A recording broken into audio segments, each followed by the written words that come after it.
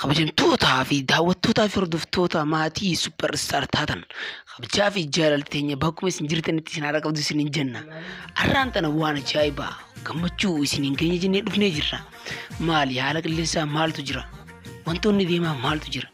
Ammaasis kanaa wajjin wal qabatee akkasuma artistiin keenya beekamaan artistii Galaanaa Gaaromsaa wallee ajaa'ibaa qabatee dhufee jira. Walleen isaa wallee akkamii?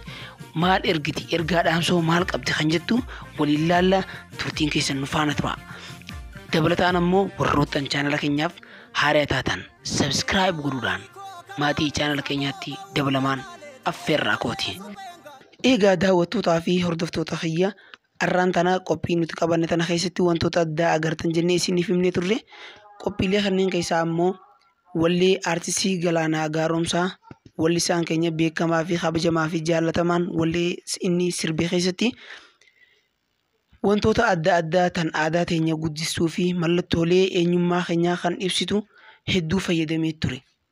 Isaan keessaa mooraa ayyaantuu ilaala ragaa Oromoon galtee itti galeef yookaan itti galuuf jiru ittiin faloo faltuudha.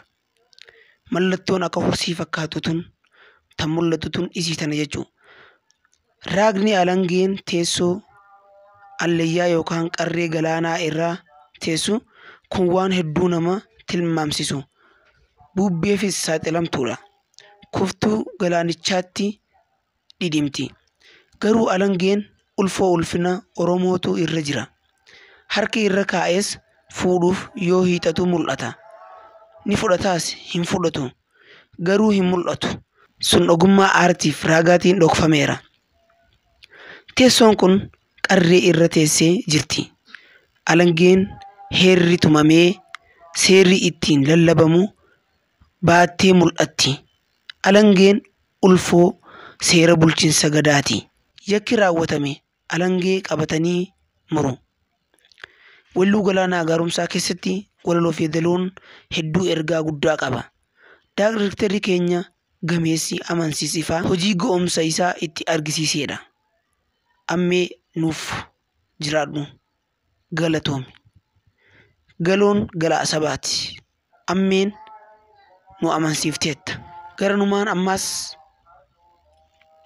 wallee artistii keenya Galaanaa Gaaromsaa bifa dubbisaatiin wallee guutuu kan isiniif dubbisu ta'a. Nan geerara aarii koo kan na keessaa boba'u yoo gaalee ta'e malee supheen gaachanan ta'u.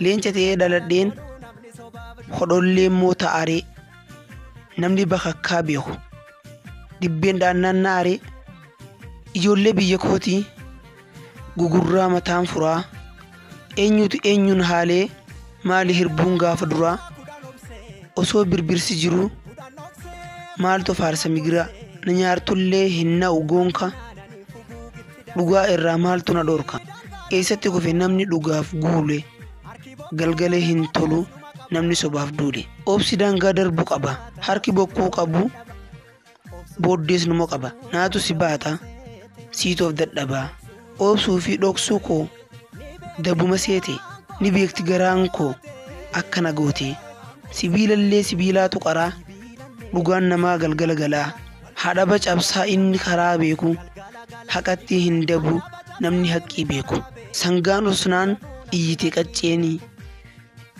beekaa riphnaan dhaadatti dawween eenyutu na'aaf bubbuttaree nyaara keessi hin mul'atu beeki garaa dhiiraa maaf na nyaara na hin nyaaru kanarra maalaan aarasii hin aaru kanarra maalaan bo'a hin bo'u kanarra yoo jiraanne birraa wal agarraa yoo wal taane moonee wal agarraa yaa ijoollee kan jenne hin oolle nan gala hin jedhu namni osoo hin geenye fala hin argatu namni faloo hin beekne dhugaan qixxasaat irratti akka arge hin deemtu karaadhaa filatti gaafa ol baatu tulluudhaan mul'atti gowwaan Hussein karra cufa namni kufu hawwee teessumatti kufa gara kuteessatti dukkanni ni ifa gaafa dhiiraa lubbuun haa dabartu eessa abbaasii silaas du'a hin haftu gaafa gitii lubbuun haa dabartu erga hacaaluu lubbuun na hin marartu